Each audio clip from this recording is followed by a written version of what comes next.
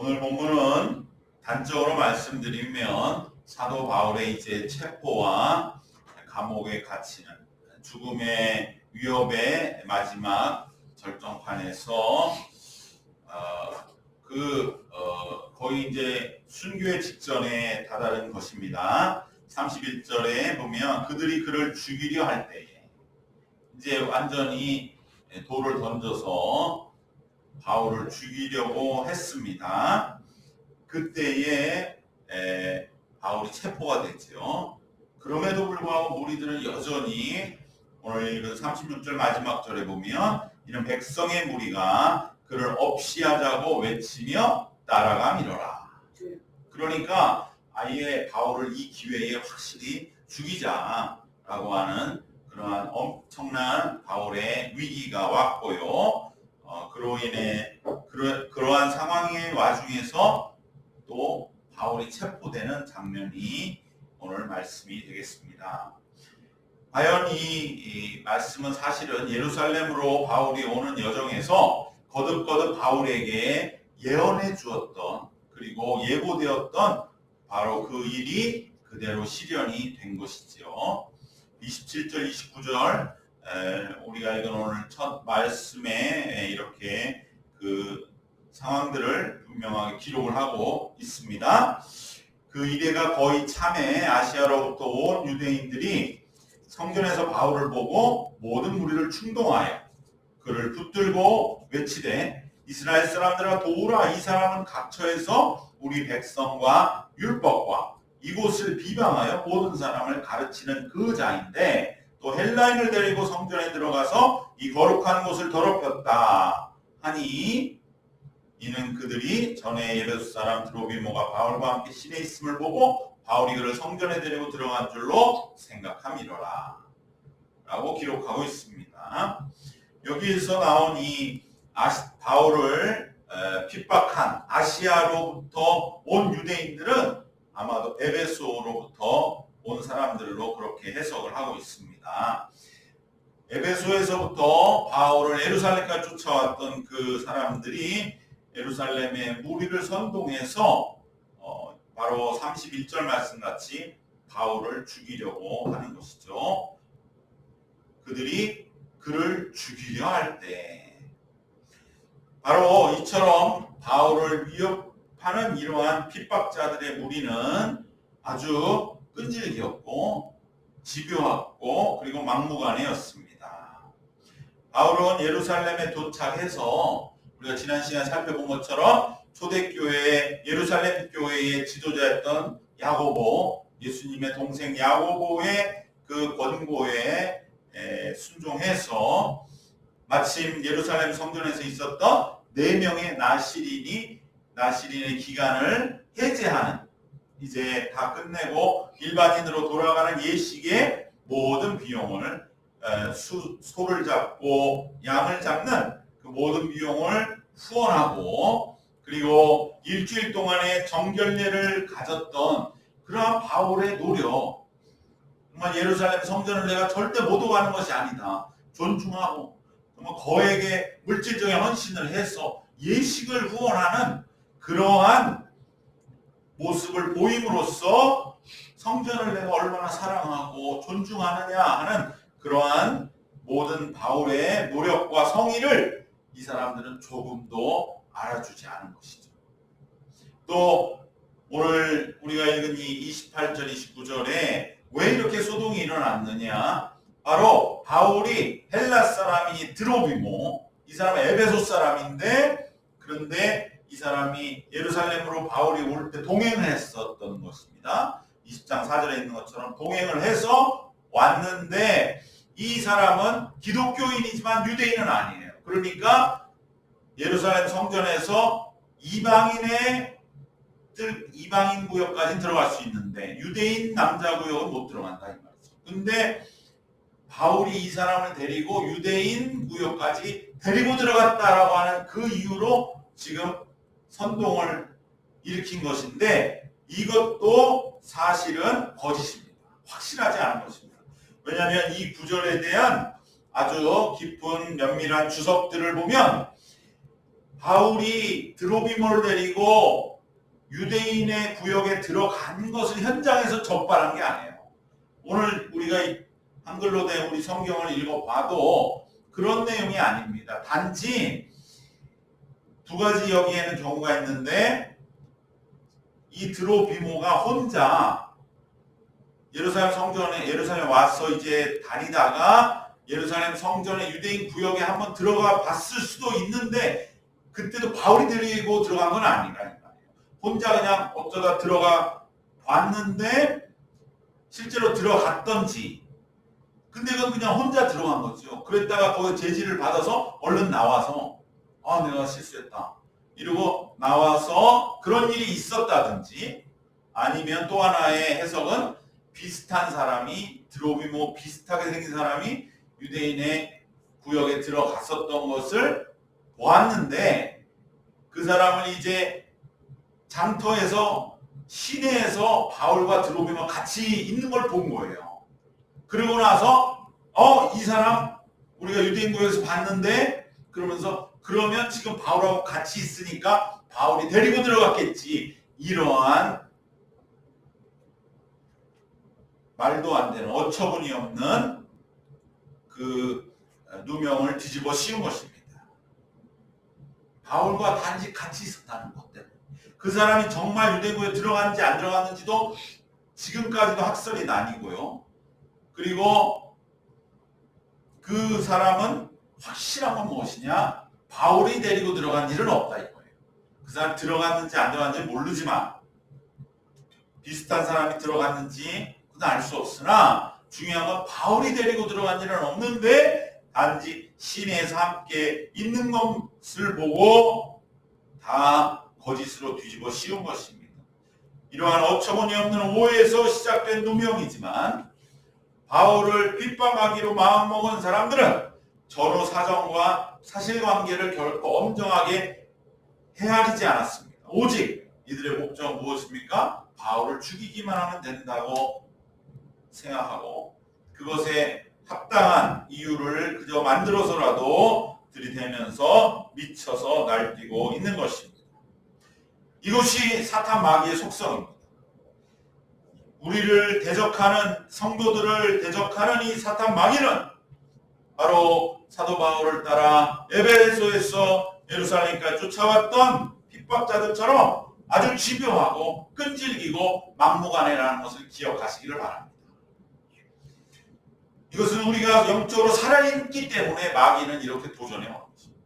영이 죽은 자들은 이미 사탄 마귀가 거들떠볼 것도 없어요. 이미 죽은 자들이기 때문에. 그러나 영적으로 살아서 마귀를 대적할 힘이 있는 자들에게 사탄은 어떻게 해서든지 그들을 공격하기 위하고 무너뜨리기 위하여 집요하고 끈질기고 막무가내로 이것저것 따지지 않고 위협하며 공격해 온다는 것을 우리는 항상 깨어서 경계하고 무장하고, 마지막 삶이 우리가 끝나는 순간까지, 어떻게 보면 지금 이 상황은 1, 2, 3차 선교 여정을 다 마치고 삶의 이제 마무리로 예루살렘에 갔던 그 사도 바울, 어떻게 보면 순교를 각오했던 그 바울이 마지막까지도 사단 마귀 같은 이 핍박자들은 쫓아온다. 끝까지. 여러분, 우리 인생에도 마지막까지도 이러한 공격은 계속될 수 있다고 하는 것을 말씀은 우리에게 분명히 경고하고 있는 것입니다. 내가 이 정도 이제 삶에 좀 편안할 때가 오지 않을까? 그런 때는 영적으로 없다. 사도 바울이 마지막까지 이러한 핍박자들, 여기까지 나를 쫓아오냐? 이렇게 생각되는 바로 그곳에 왔다고 하는 것을 우리가 보면서, 우리는 사도 바울과 같이 이러한 세력들 앞에서 끝까지 맞서 싸우고 극복하며 살아가는 그 믿음을 결단하시기를 축원합니다. 아멘. 두 번째로, 이제 사도 바울은 예루살렘에서 이제 순교의 목전에 다다랐습니다. 사도 바울은 이때마다 생각나는 것이 바로 스데반이었겠죠. 그래, 내가 스데반의 순교를 생각할 때 나는 그때 예수를 믿는 자를 핍박하면서 앞에서 예수 믿는 자를 죽이던 내가 이제는 내가 예수의 이름으로 순교하는 자가 되었구나. 예수 믿는 자를 잡아서 감옥에 집어넣었던 자가 이제 사도 바울은 체포돼서 예수님의 이름으로 감옥에 갇히는 자가 됩니다. 여러분, 이것이 정말 성도들의 삶이 아닌가. 우리는 예수님 때문에 삶의 처지가 완전히 바뀌는 것을 경험할 수 있는 것입니다. 그만큼 그러나 그것을 우리는 받아들입니다. 왜? 예수님은 그만큼 우리에게 새 생명을 주신 절대적인 분이기 때문입니다. 그럼에도 우리는 사도 바울의 이 사도행전의 마지막 여정이 체포당하고 감옥에 갇혀서 이제 마감하게 된다는 사실을 보면서 우리는 믿는 우리들에게 뭔가 결단을 하나님은 요구하고 계시다는 것을 깨닫게 됩니다. 물론 마지막에 로마에 도착한 바울은 마지막에는 결말에 사도행전의 맨 마지막 28장 맨 끝에 보면 그가 석방되는 약간의 자유가 주어진 것 같은 모습으로 서술되어 있기는 합니다. 그렇지만 어쨌든 이제 바울은 삶의 노년기에 최소한 3년 이상은 이제 예루살렘의 로마에 도착할 때까지 원치 않는 이러한 감옥 생활을 했습니다.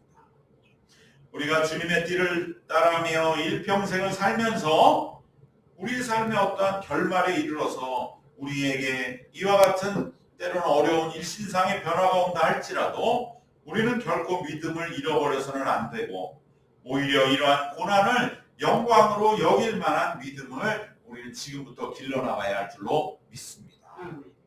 고난은 누구에게나 두렵고 낯설고 괴롭고 회피하고 싶은 일입니다. 더더구나 노년의 고난은 더 그럴지 모릅니다.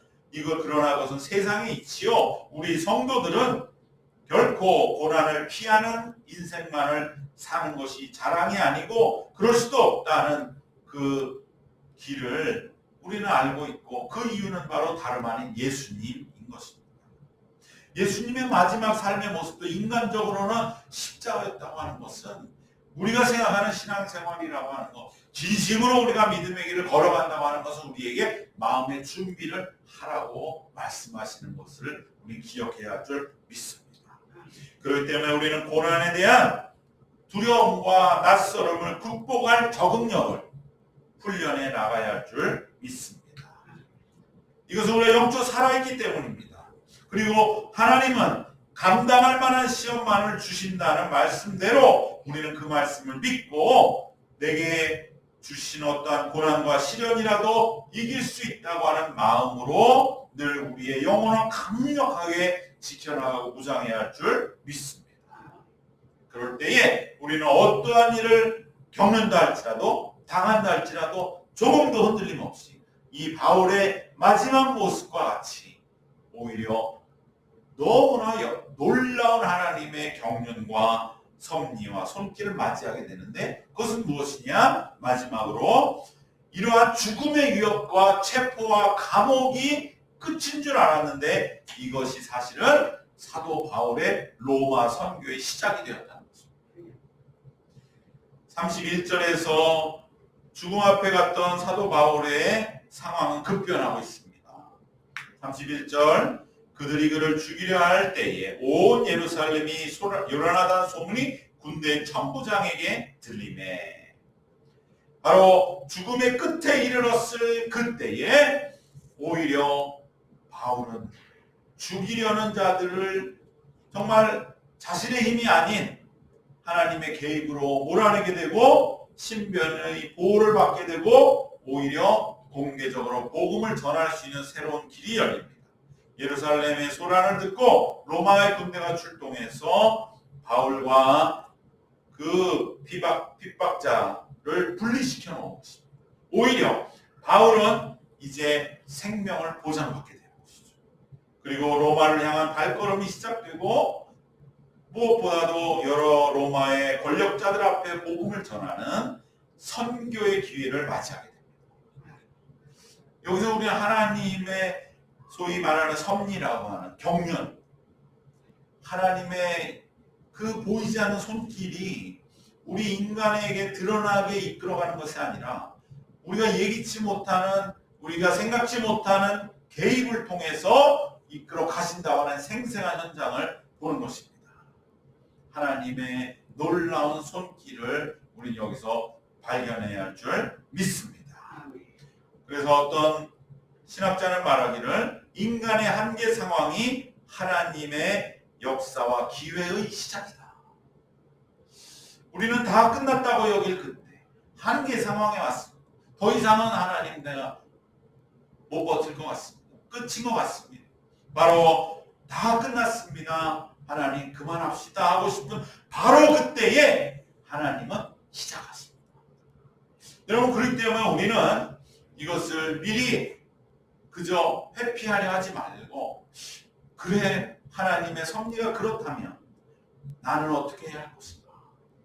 나는 그러면 그 한계 상황을 지켜내고 버텨내고 끝까지 그 순간에도 믿음을 잃지 않고 이겨낼 수 있는 어떠한 그 강력한 힘, 근성, 또 어떤 깜다구, 그것을 내가 어떻게 하면은 내 안에 굳건하게 세울 수 있을까? 우리는 이것을 꼭 위하여 기도하시며, 우리는 어떠한 문제를 만나도 하나님의 역사를 새롭게 맞이하게 될 줄 믿습니다. 그래서 두려워할 필요는 없습니다. 왜? 하나님은 우리에게 그 길이야말로 내가 이 땅에 와서 살아있음을 깨닫게 하고, 그이야말로 진정으로 영광된 삶. 정말 많은 사람들이 살아보고 싶지만 그렇게 하지 못한 길을 우리는 걸어가게 되는 줄로 믿습니다. 그것을 우리 기억하시고, 그러나 누구나 다 이러한 일은 겪습니다. 그러나 많은 사람은 무너집니다. 또 사탄 마귀에게 상대가 되지 않습니다. 그래서 사람은 건드리지도 않아요. 그러나 하나님 우리에게 그러한 일을 주신 것은 우리로 하여금 이러한 하나님의 역사를 이루어가기 위함임을 믿으시고, 조금도 두려워하지 말고 우리의 주실 하나님의 새 역사, 새 경륜을 기대하면서 우리도 바울처럼 우리가 끝까지 믿음을 잃지 않고 환기의 상황을 지켜내면 새로운 역사가 열리는 체험을 올 한해 우리 일평생 동안에 꼭 해내시기를 주님의 이름으로 축원합니다. 오늘 말씀 세 가지로 정리하겠습니다. 첫 번째로, 사단은 집요하고 끈질기고 막무가내로 우리 영혼을 끝까지 침노에 들어오겠지만은, 그러나 우리들은 끝까지 깨어서 맞서서 예수의 이름으로 이겨내야 할 줄로 믿습니다. 사탄은 이미 예수님의 능력으로 제압이 됐어요. 그래서 두려워할 것이 없습니다. 두 번째로, 예수님의 이름으로 때로 우리의 처지가 예기치 않게 급변한다 할지라도 우리는 그 모든 상황들을 끝까지 이겨내고 견뎌낼 수 있도록 적응력을 기르고 대비함으로 최종적으로 승리해야 할 줄로 믿습니다. 바울은 이제 완전히 처지가 바뀌게 됩니다. 자유롭게 선교하던 자가 감옥에 갇힌 자로 바뀝니다. 그럼에도 불구하고 조금도 흔들리지 않고 상황이 어떻게 변했든지 간에 감옥 안에서 오히려 더 하나님의 복음을 전했던 것을 기억하면서 우리도 내 상황과 처지가 어떻게 변하든지 간에 하나님이 내게 주신 사명을 끝까지 전하는 그런 적응력을 잘 길러나가는 우리가 되어야 할 줄 믿습니다. 마지막으로 한계 상황에 와서 끝이라고 여기는 그 순간에 새로운 일을 이제 비로소 시작하시는 하나님의 경륜과 손길을 믿고 우리 모두 한계 상황을 끝까지 버텨내고 이겨내는 우리 모두가 되시기를 주님의 이름으로 축원합니다. 기도하겠습니다. 사랑과 은혜가 충만하신 우리 하나님, 사도 바울의 이제 예루살렘에서의 체포와 그가 이제는 사도행전의 말미를 향해 달려가는 변화된 환경들을 보면서 우리에게 주어진 삶의 길을 다시 한번 말씀 앞에 내려놓게 하심을 감사드립니다. 하나님, 우리에게 주신 길은 결코 영광과 세상의 화려한 길이 아니라 진정으로 주님 안에서 주어진 길을 충실하게 걸어가는 어떠한 삶의 변화가 있고, 때로 사탄 마귀는 집요하게 넘어뜨리려고 할지라도 우리가 한계 상황 속에서 주님 더 이상은 어떻게 할 수가 없다고 여길 바로 그 순간에 하나님은 새 역사를 시작함으로 그 역사에 동참한 우리들을 진정으로 영광되게 하시는 주님의 길임을 믿고 오늘 또 담대하게 그 길을 어떻게 하면 우리들이 감당해 나갈 것인가, 오직 그 하나의 목표를 향하여 우리의 기도와 주님의 성령의 능력을 간구하는 저희들이 되게 하여 주시옵소서. 그래야 할 때 하늘의 능력이 우리에게 임하시고 우리가 또한 어느덧 그 길 위에 굳건히 주님의 뜻을 따르는 영광의 삶을 살고 있음을 날마다 찬송하는 주님의 신실한 백성들이, 일꾼들이 될 줄로 믿사오니 그 믿음 위에서 오늘도 주를 찬송하며 하루하루 걸어가는 복된 나라들이 되도록 하나님 인도하여 주시옵소서. 감사드리오며 우리 주님 예수 그리스도의 이름으로 기도드리옵나이다. 아멘.